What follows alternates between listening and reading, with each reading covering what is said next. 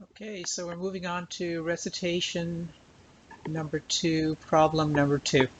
So in problem number 2, we're actually told that, so we have some material, air, and we have some material, and we're given some light ray hitting the surface.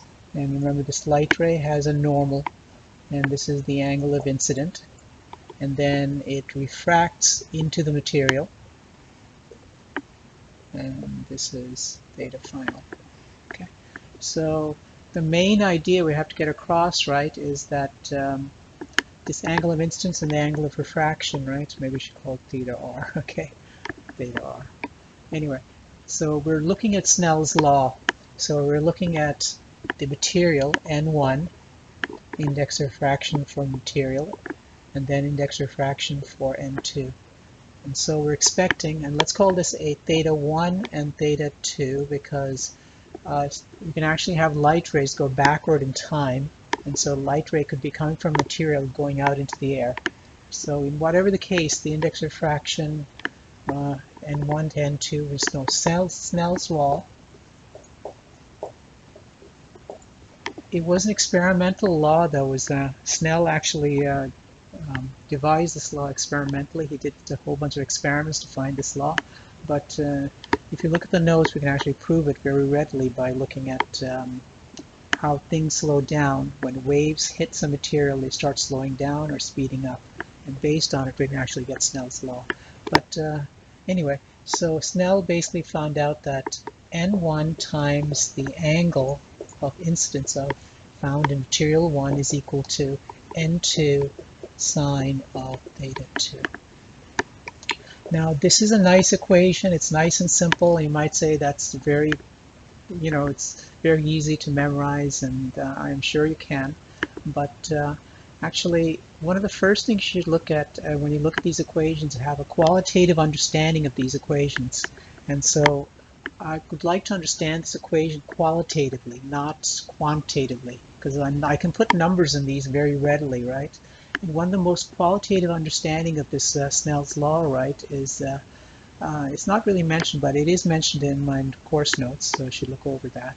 So let's imagine, right, that I have some material, and let's put some numbers. So n is equal to 2, and let's say n is equal to 3. So let's have a qualitative understanding. So here is our normal surface. Here's our two materials. Material number 1 has an index of refraction of n equals 2.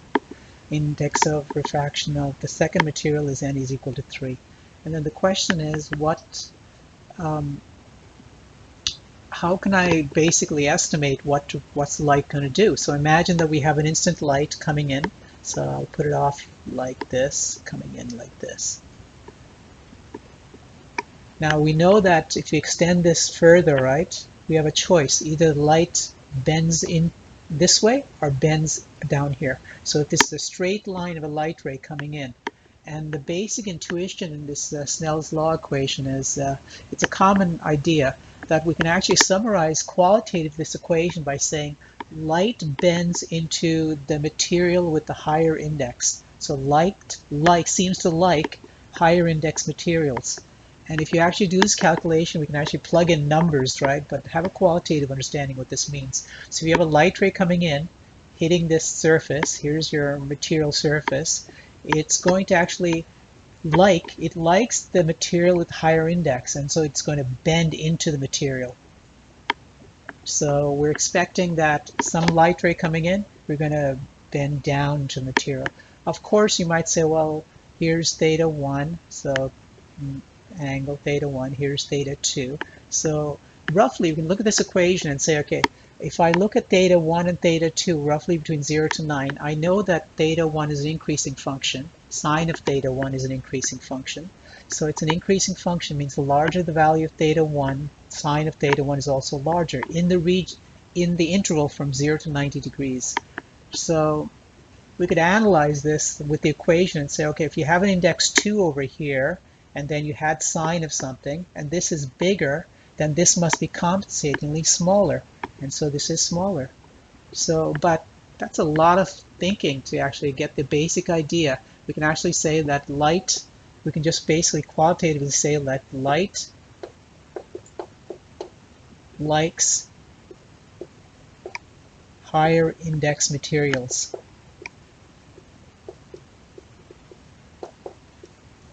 So this is a qualitative statement. So for example, let's imagine that I have a material, or in this example, here's air.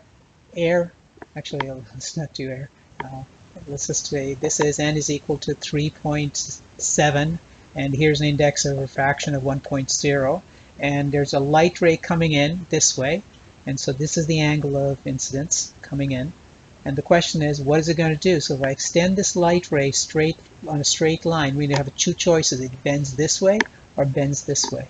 And again, if light is traveling from a less index material, lower index material to higher index material, the light will try to go into the index material. So the net effect is, that's what this qualitative statement is, the light will bend into here.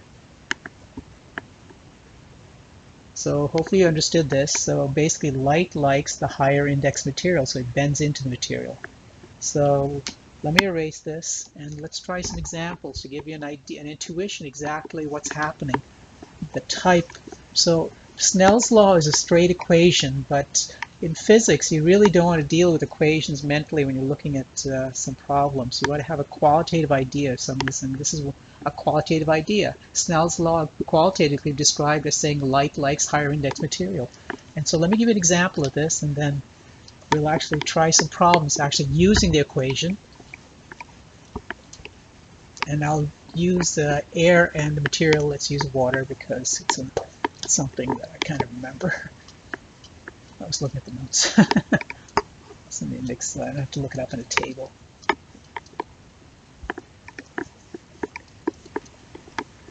So again, I'm actually giving you more information, the recitation, right, than just solving the problem, because I thought it would be good to actually have an understanding of when you solve the problem. So I'm actually trying to lecture you at the same time, so I'm taking a little bit longer than expected. So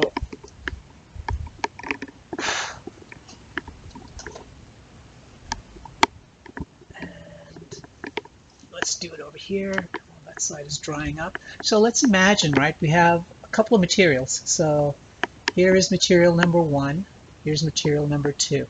And let's make up things. Let's imagine we have a light ray coming in. So here is the extension. But let's imagine that it bends this way. Okay, so here's a straight line ray. So I can put a normal, right, but it's not necessary to get an understanding what's happening. So all I know is that whatever this material has an index, let's call it N1. There's a second material called N2, so it's kind of a sandwich of material. And then there's, let's say, N3. And this N3, let's imagine that this light ray comes to this end over here, to this interface between the material, and then starts bending down really sharply, much more sharply than here. And the question is, can we estimate the index refraction of these materials? So this is my normal, and I'm pretty darn bad at doing graphs, but it's kind of important that you sketch out the problem. Not so even if you're a bad artist like I am, I'm a terrible artist, but anyway, so here's our index refraction. So all we know qualitatively, light likes higher index materials. So what we have, right, is that N1, light ray comes in and it bends this way instead of going down into the material. So if N2 was bigger, right, this would be, so it means that light likes the material. So it likes bending into the material. But there is no bending into the material. We have actually a bending out like this. It's trying to get back into this material, if you want to put it that way. So it's trying to get back, getting closer to this side. So what we know, right, is that light likes the higher index material. So N1 must be the higher index because light ray is trying to get back into that material. It's bending not into the material, into N2, it's bending in out, trying to get closer to this side. So all I can say from this interface, right, is that N1 must be greater than N2. And if it was a straight through, right, then we know the index of refraction, right, must be the same, right, because it didn't bend. The speeds didn't change anything. But now we look at this light ray over here, and all I know is that this light ray just goes sharply into the material. Because I know it's sharply going into the material, right, that must mean that it likes this material N3. So all I know is that N3 must have a higher index than N2. Now, we didn't really go to the analysis and explaining that how this layer, right, interacts with these things, right? But because it's bending really deep into this material, right, all I can say is compared to this line coming, the light ray coming in this way, right, what I can say is that the index of refraction of N3 must be greater than N1 also. And so we can actually change this around and say N3 is the highest, so we'll label this as the highest. N1 has a medium index, so medium, and N2 is the lowest index of refraction. So we can say that N3 greater than N1 greater than N2. So you can actually qualitatively look at these diagrams of light rays without like spending time looking at light rays and saying, okay, well, so if you make a mistake in your calculations, right, just make sure that you can actually sketch out a little diagram for yourself and double check instead of like just using the equation of Snell's law. It is an equation. Nobody's ever going to do calculator math, right, in your head, right? So the main idea is that you want to have a qualitative understanding of these equations, a rough idea what's going to happen in material. Anyway, so actually this basic idea is one of the reasons that we can actually look at, say, we have a tube of light, and if I have a light array which exceeds the critical angle, right, then the light ray will just reflect and stay in the material. And in a sense, right, light likes higher index materials. So whatever this higher index material is, this index refraction, right, is higher than the outside. Anyway, so hopefully you kind of understood this. And now let's go back to the original problem. So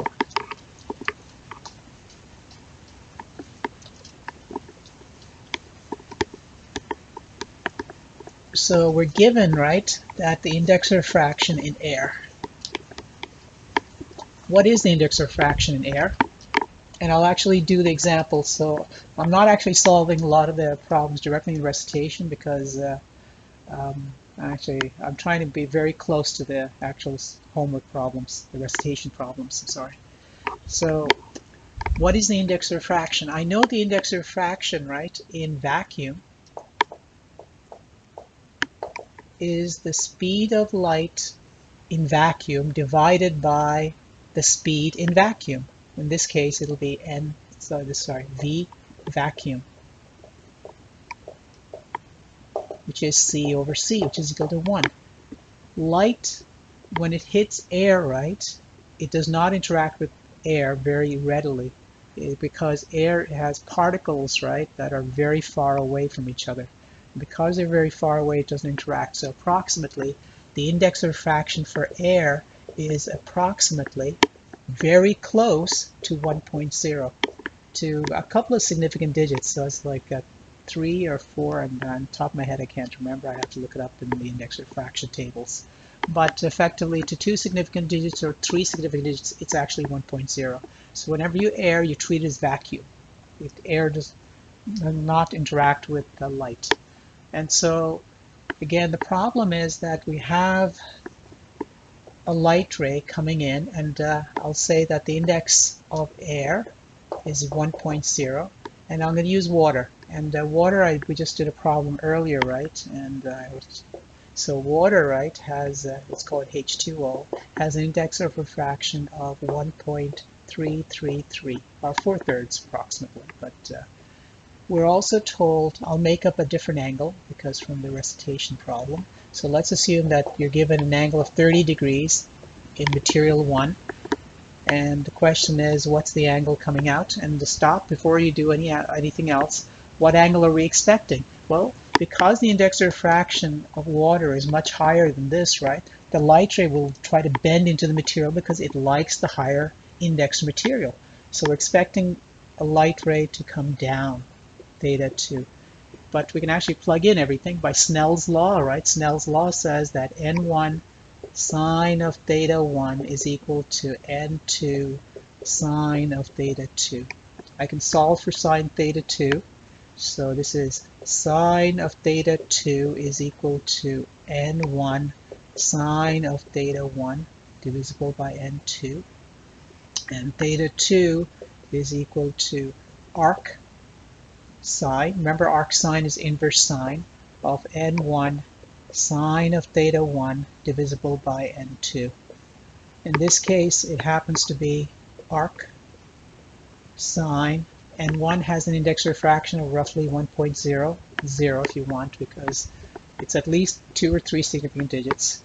Anyway, arc sine times sine, and we have an angle, incident angle of 30 degrees from the normal. So make sure this is the surface normal. And we're going to divide by the index refraction of 1.33, and I'll just do 3 significant digits. And as a minor detail, actually, you're not supposed to round off until the final answer, but I'm actually doing 3 significant digits, so all those little things you should actually be doing when you're in science. So this is actually 1.33. So I can leave it in, and then final solution, right? I'll round off to 3 significant digits. Now I'm going to bring out my calculator. So remember, arc sine is inverse sine. Okay, I prefer to use arc sine instead of sine to the minus 1, because sine to the minus 1, right, actually gets confused to the sine to the power of minus 1, which it isn't. So I like using arc sine. I think a lot of people, not just me, like arc sine. Anyway, so it's 1.00 multiplied by 30 sine, which should be 0.5, right? But let's do it the long way and make sure you understand. And divided by 1.333, and arc sine, which is shift sine, and I get 22 degrees. And make sure that your calculators in degrees, okay, not in radian mode or grad. Anyway, radians are degrees. Make sure it's in degrees. So if it is in degrees, I get a value of 22.03, so 0.0 degrees. So if you look at it, theta 2 is 22.0 degrees. And notice 22.0 degrees is much smaller than 30 degrees. It's going straight down. It's going into the material. Now you can repeat this process again for various other materials, and I won't do all the ones specifically in the problem, but some close problems anyway, so water happens to be one, which is easy. Okay.